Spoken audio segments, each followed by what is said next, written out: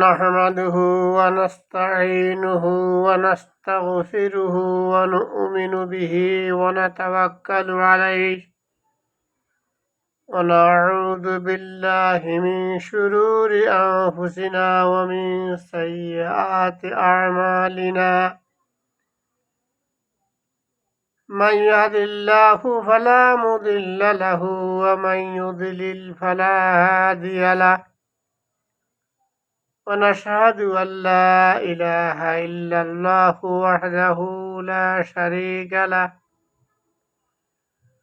ونشهد أن سيدنا وحبيبنا ومولانا محمدا عبده ورسوله الذي أرسله بالحق بشيرا ونذيرا وداعيا إلى الله بإذنه وسراجا منيرا فقد قال الله تعالى في كلام المجيد وفرقانه الحميد أعوذ بالله من الشيطان الرجيم بسم الله الرحمن الرحيم إن الله وملائكته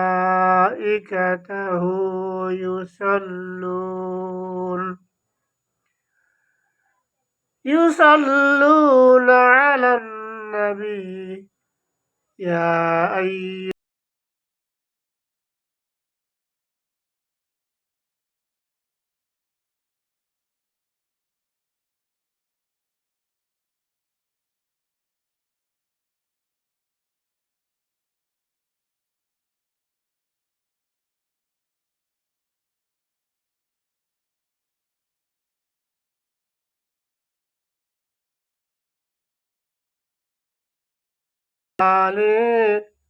سيدنا مولانا محمد بلغ العلا بكماله كشف الدجى بجماله حسنت جميع خصاله صلوا عليه وآله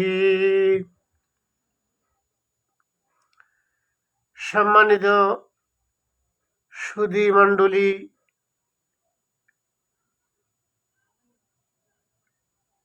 পর্দার আড়ালের মা ও বোনেরা, আসসালামু আলাইকুম ওয়া রাহমাতুল্লাহি ওয়া বারাকাতুহু।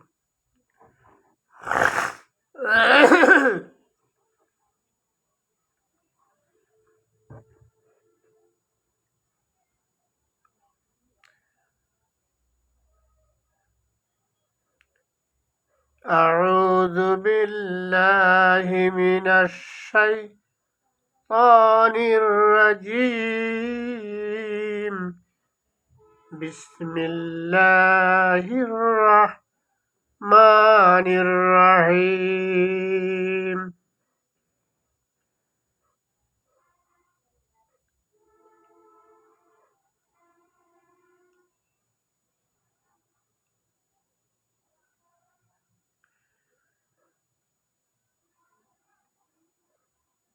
يريدون ليطفئوا نور الله بأفواههم والله متم نوره ولو كره الكافرون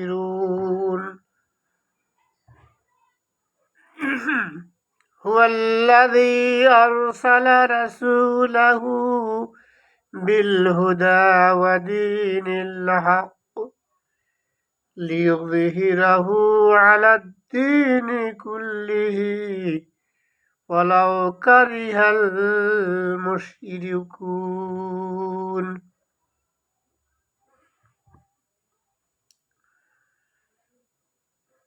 আমার আজকের আলোচ্য বিষয় হলো মানব রচিত আইন ও আল্লাহর বিধান।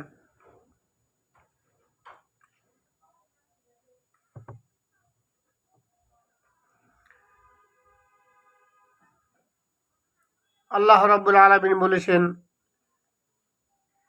ইউরিদুনা লিইউতফিউ নূরাল্লাহ।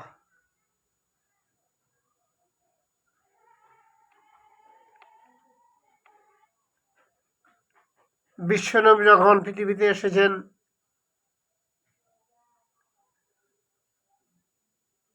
আসার পরে উনি মানব জাতিকে কিভাবে সত্যের সন্ধান দিবেন, কিভাবে আল্লাহ হতে আহ্বান করবেন, সমাজে গাছ পূজা, মাছ পূজা, পাথর পূজা, অগ্নি পূজা, সূর্য পূজা, চন্দ্র পূজা, পানি পূজা, মূর্তি পূজা, সকল ধরনের পূজা অহরহ চলছে। সমাজের এই করুণ দৃশ্য দেখে বিশ্বনবী জনাবে মুহাম্মদ রাসূলুল্লাহ সাল্লাল্লাহু আলাইহি ওয়াসাল্লাম সহ্য করতে পারে নাই, যার কারণে উনি সবাইকে কিভাবে জাহান্নামের কিনার থেকে জান্নাতের দিকে নিয়ে যাবেন, এই জন্য উনি প্রচেষ্টা চালালেন নবুয়ত প্রাপ্ত হওয়ার আগ পর্যন্ত। উনি বিভিন্নভাবে মানুষকে বুঝাতে থাকলেন, মানুষ বুঝে না। তখন তিনি তদানীন্তন যুবকদেরকে নিয়ে হেল্পফুল ফুজুল নামক একটা সংগঠন উনি গঠন করলেন, মানবতার কল্যাণ করার জন্য, মানুষকে সত্যের সন্ধান দেওয়ার জন্য। যেভাবে করে আমরাও আলহামদুলিল্লাহ আল খিদমা ফাউন্ডেশন নামক একটা প্রতিষ্ঠান করেছি, যাতে করে দুঃখ দুর্দশাগ্রস্ত, কন্যাদায়গ্রস্ত, এতিম অসহায়দের লেখাপড়ার ব্যবস্থা, হিজলা মাহমুদের পুনর্বাসনের ব্যবস্থা, নও মুসলিমদের পুনর্বাসনের ব্যবস্থা, যারা অনাহারে অর্ধাহারে কর্মক্ষম হয়ে করুণভাবে দিনাফেরত করতেছে, তাদের কল্যাণের জন্য, তাদের সেবার জন্য আমরা এটা গঠন করেছি। এই জন্য বিশ্ববাসীর কাছে আহ্বান জানাচ্ছি, যেখানে যারা আছেন, আপনারা যদি আপনাদের সামান্যতম আন্তরিকতার সাথে আমাদের এই ফাউন্ডেশনে সহযোগিতা করেন। অনেকে ক্যান্সার নিয়ে ভুগতেছে, অনেকে দুইটা কিডনি নষ্ট হয়ে তাও নিয়ে ভুগতেছে, পয়সার অভাবে কিডনি ট্রান্সফার করতে পারতেছে না, পয়সার অভাবে ক্যান্সার চিকিৎসা করতে পারতেছে না। আমরা এই ধরনের অনেকগুলি সেবা করার মানসিকতা নিয়ে আল খিদমা ফাউন্ডেশন আমরা গঠন করেছি। পর্যায়ক্রমে আমরা এখান থেকে আরও অনেক কিছু করব ইনশাআল্লাহ।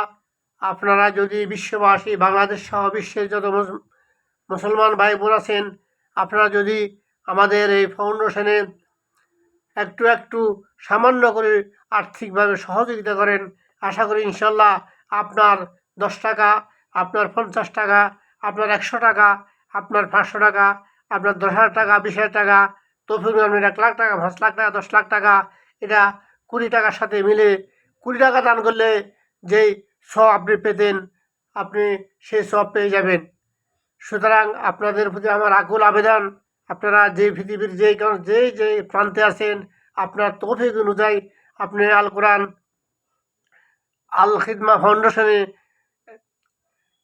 আর্থিকভাবে সহযোগিতা করে মানবতার কল্যাণগুলো করে নিজেও আল্লাহর সন্তুষ্টি অর্জন করে আল্লাহর চির জান্নাতে যেতে পারেন। আমরাও যেন আপনার মাধ্যমে সহযোগিতা পেয়ে আমরা মানবতার কল্যাণ করে আল্লাহকে খুশি করে আল্লাহর জান্নাতে যেতে পারি। আল্লাহ আমাদের সবাইকে আর্থিকভাবে সহযোগিতা করার জন্য, সহযোগিতা করার মানসিকতা এবং আর্থিক সহযোগিতা করে এবং দীর্ঘ নেখাত দান করে আমাদেরকে সহযোগিতা, আমাদের ফাউন্ডেশনে সহায়তা করতে পারেন ইনশাআল্লাহ। আল্লাহ আমাদের সবাইকে তৌফিক দান করুক। আমিন আমিন আমিন। বিশ্বনবী জনাব মুহাম্মদ রাসূলুল্লাহ সাল্লাল্লাহু আলাইহি সাল্লাম তখন হেলফুল ফুজুল গঠন করার মাধ্যমে মানুষকে সত্যের সন্ধান দেওয়ার জন্য গঠন করলেন, কিন্তু তাতেও উনি আশানুরূপ কোনো ফল পেলেন না। তারপর তিনি মহান আল্লাহ রাব্বুল আলামিনের দিকে মানুষকে আহ্বান করার জন্য কোন পথে আহ্বান করা যায়, উনি তো দিক নির্দেশনা পাইতেছেন না। আল্লাহ বললেন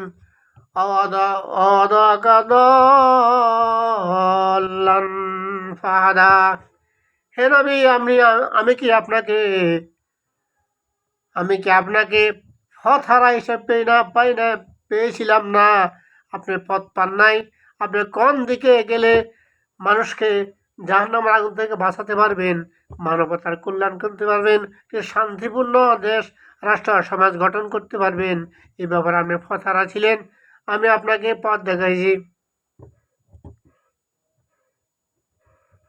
সুতরাং আপনি এতিম ছিলেন, আমি আপনাকে সহায়তা করেছি। আপনি গরিব ছিলেন, আপনাকে আমি ধনী করে দিয়েছি। সুতরাং আল্লাহ রাব্বুল আলামিন এই বিশ্বনবী সাল্লাল্লাহু আলাইহি সাল্লামকে সান্ত্বনা দিলেন নবুয়ত পাওয়ার পরে।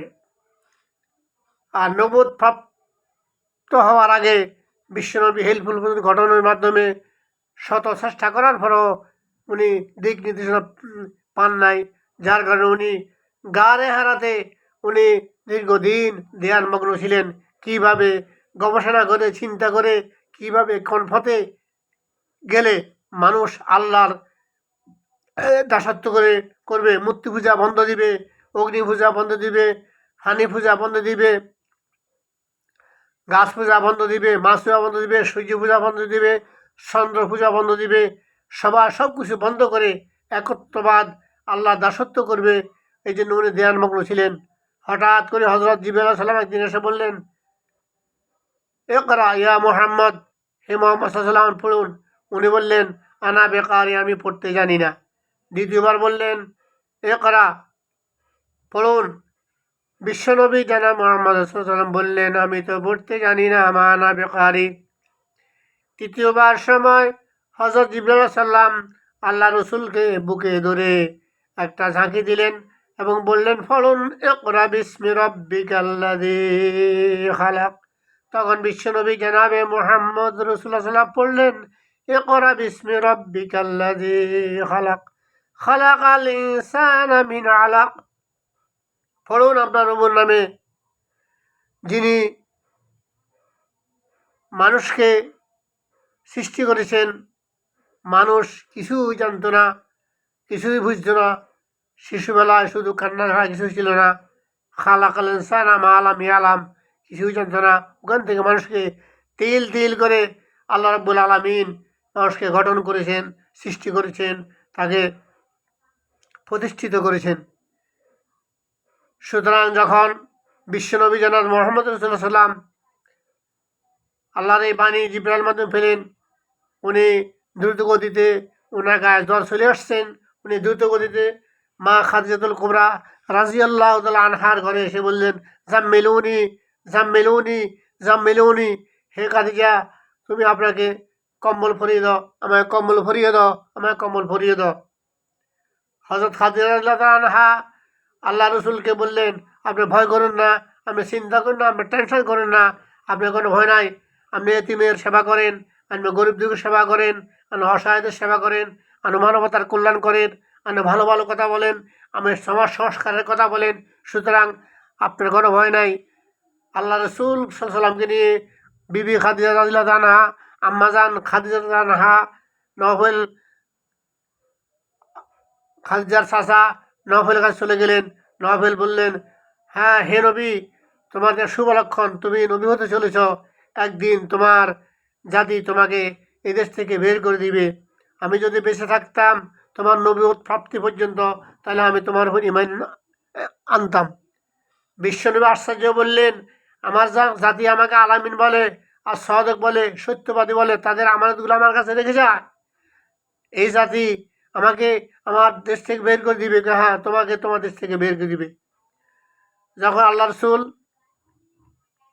নবুয়ত প্রাপ্ত হওয়ার পরে নবী হলেন 40 বছর বয়সে। 40 বছর আগে হজরত ইবনে আবদুল্লাহ মোহাম্মদ আবদুল্লাহ ছিলেন উনি। তখন কোনো সমস্যা হয় নাই, কোনো মানুষ তারা আদর করতো। দাদার কাছে লালিত পালিত হয়েছে। দাদা ইন্তেকাল পরে আব্দুল মুত্তালিব ইন্তেকাল হয়েছে। আবুল আহাব সে জন্মগ্রহণ করছে শুনে আবুল আহাব তার বাঁধিকে আজাদ করে দিলেন। এত আদর ছিলেন, কাফেরদের সমস্ত সকলের সম্পদ তার কাছে আমানত ছিল। অর্থাৎ মোহাম্মদ ইবনে আবদুল্লাহর সাথে কাফেরদের সাথে, মুশরিকদের সাথে, ইহুদি নাসারাদের সাথে কোনো সংঘর্ষ ছিল না।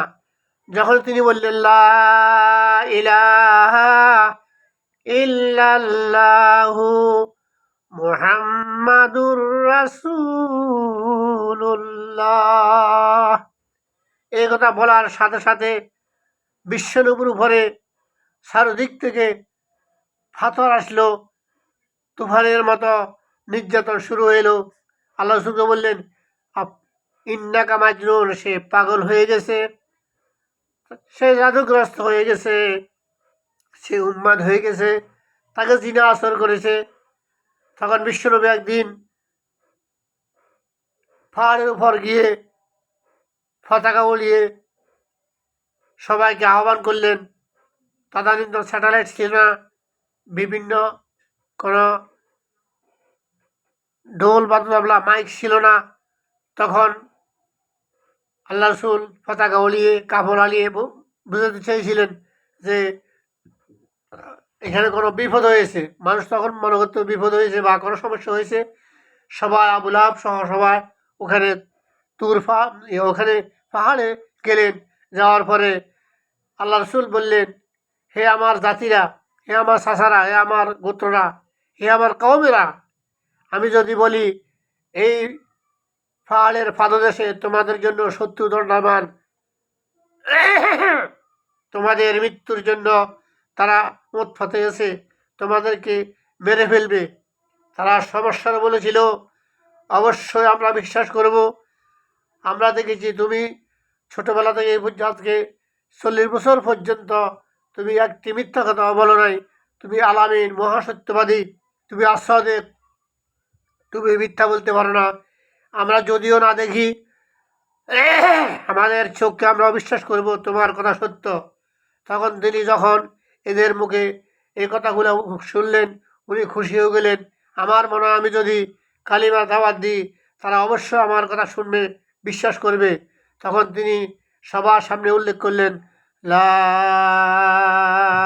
ইলাহা ইল্লাল্লাহু মুহাম্মাদুর রাসূলুল্লাহ। বলো আল্লাহ ছাড়া কোনো ইলাহ নাই, কোনো আইনদাতা নাই, কোনো বিধানদাতা নাই, কোনো শাসনকর্তা নাই, কোনো আইন রচনাকারী নাই, কোনো সংবিধান রচনাকারী নাই। আর আমি মোহাম্মদ রসুল্লাহ আল্লাহর রসুল। সুতরাং এই কথা শোনার পরে আবুল আহাব বলল, ইয়া মোহাম্মদ আলেহাজা জামাতানা, হে মোহাম্মদ, তুমি কি আমাদেরকে এই কথা বলার জন্য ডেকেছ? এই কথা বলে মোহাম্মদ সাল্লামকে আবুল আহাব পাথর মেরে দিল। সুতরাং যেখানে সত্য আছে সেখানে মিথ্যা থাকবেই, আর যেখানে মিথ্যা আছে সেখানে সত্য থাকবেই। যেখানে আলো আছে সেখানে অন্ধকার থাকবেই, যেখানে অন্ধকার সেখানে আলো থাকবেই। সুতরাং আলো অন্ধকার সহোদর ভাইয়ের মতো, সত্য মিথ্যা সহোদর ভাইয়ের মতো, হক না সত্য ভাই সহোদর ভাইয়ের মতো। সুতরাং সত্য যেখানে থাকবে মিথ্যা সেখানে হানা দিবে, যেখানে আলো আসবে সেখানে অন্ধকার দূরীভূত হয়ে যাবে, সত্য যেখানে আসবে সেখানে মিথ্যা দূরীভূত হয়ে যাবে। সুতরাং উনি দাওয়াত দেওয়া শুরু করলো। দাওয়াত দেওয়ার পরে ওনাকে বিভিন্ন ধরনের নির্যাতন করা হলো, বিভিন্ন ধরনের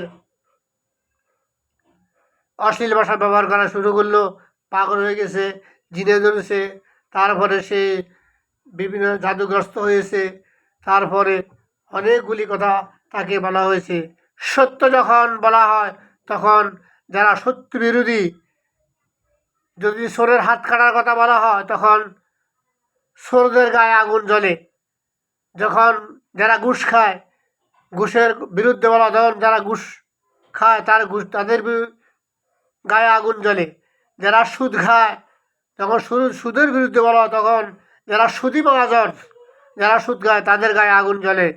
তারা মনে করে তার বিরুদ্ধেই বলতেছে ইমাম সাহেব। সুতরাং আল্লাহ রসুল দাওয়াত দেওয়া শুরু করলেন। দাওয়াত দিতে দিতে উনি তখন অলিতে গলিতে দাওয়াত দেওয়া শুরু করলেন। আবুল আহাব, আল্লাহ রসুল যখন যেখানে দাওয়াত দিতেন, আবুল আহাব সামনে হাঁটি হাঁটি বলতো, এই মৃত্যুক, এই মিথ্যাবাদী, তার জিনে ধরেছে, সে জাদুগ্রস্ত হয়েছে।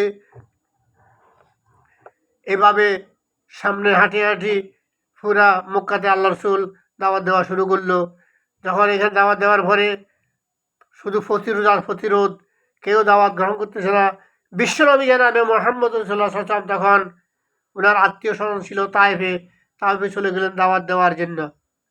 যখন তাইফে যাইয়া উনি লা ইলাহা ইল্লাল্লাহু মুহাম্মাদুর রাসূলুল্লাহ বললেন, তখন তাইফের সন্তানেরা, তাইফবাসীরা দু পাহাড়ের মধ্যখানে তাকে সন্তানদেরকে পাথর মারার জন্য নির্দেশ দিয়ে দিলেন। তখন সন্তানেরা, কচি সন্তানেরা আল্লাহ বিশ্বনবী সাল্লামকে এমনভাবে পাথর মারা শুরু করলো, বিশ্বনবী দুইবার অজ্ঞান হয়ে গেলেন। তার জুতা মুবারক রক্তে ভরে গেলেন। তখন আল্লাহ রাব্বুল আলামিন জিবরাইল আলাইহিস সালামকে পাঠালেন, হে জিবরাইল, তুমি যাও, যদি আমার হাবিব বলে আমি এখনই পাহাড় সংরক্ষিত ফেরেশতা পাঠাই দিতেছি, যার পাহাড়ের দায়িত্বে আছে, আমি ফেরেশতারা দুই পাহাড়কে একসাথ করে পিষিয়ে তাদেরকে ধূলিসাৎ করে দেওয়া হোক। যেমন হযরত জিবরাইল আলাইহিস সালাম এসে বললেন, হে প্রিয় হাবিব আল্লাহর নবী, আপনি যদি বলেন পাহাড় সংরক্ষণকারী ফেরেশতা নিয়ে আসছি আমি সাথে, আপনি যদি বলেন তাহলে এই দুই পাহাড়কে একসাথ করে সমস্ত কাপড়ে আন্ডা বাচ্চা সহ সব পিষিয়ে দেওয়া হবে, মাটির সাথে মিশিয়ে দেওয়া হবে। তখন বিশ্বনবী বললেন, যদি আপনারা সবাই ফেরেশতারা যদি আমি যদি অর্ডার করি পিষিয়ে ফেলবেন, তাহলে আমি কলেমার দাওয়াত কার কাছে দেব? সুতরাং এরা না বুঝলো, এদের পরবর্তী প্রজন্ম আমার কথা বুঝবে, কোরআনের কথা শুনবে, তারা হেদায়েত হবে। সুতরাং এদেরকে কোনো নির্যাতন, কোনো ধ্বংস করার প্রয়োজন নাই। বিশ্বনবী কোনোদিনও কার থেকে প্রতিশোধ নিতেন না, সবাইকে ক্ষমা করে দিতেন। আল্লাহ আমাদেরকে এই চরিত্রে, এই গুণে গুণান্বিত হওয়ার তৌফিক দান করুক। আল্লাহ রাব্বুল আলামিন দাওয়াত দিতে দিতে দিতে দিতে তখন আবু জেহেল, উতবা, সাইবা, মুগিরা, আবু উমর রাদিয়াল্লাহু তাআলা আনহু একদিন উমর রাদিয়াল্লাহু তাআলা আনহু তারা দারুন নাদওয়াতে উমর রাদিয়াল্লাহু আনহু সহ তারা দারুন নদওয়া অর্থাৎ তাদের সংসদ ভবনে বৈঠক বসলেন যে এর আগে মুহাম্মদ সাল্লাল্লাহু আলাইহি ওয়াসাল্লাম আল্লাহর নির্দেশে আল্লাহ রাসূল বললেন যে মক্কাতে যেই কঠিন অবস্থা, এখানে আর টিকা যাচ্ছে না, আমাকে হিজরত করতে হবে, মদিনায় যেতে হবে। হযরত আবু বকর সিদ্দিক রাদিয়াল্লাহু তাআলা আনহুকে বললেন, আপনি আর আমি মদিনায় হিজরত করব। ওই দিন থেকে হযরত আবু বকর সিদ্দিক রাদিয়াল্লাহু তাআলা আনহু দরজার সাথে সাথে দাঁড়িয়ে ঘুম গেছেন। জানি কখন বিশ্বনবী সাল্লাল্লাহু আলাইহি ওয়াসাল্লাম আসেন, যদি উনি আমাকে ডাকাডাকি করেন উনার কষ্ট হবে। ওই দিন থেকে উনি ঘুমান নাই। তাদের কি প্রেম,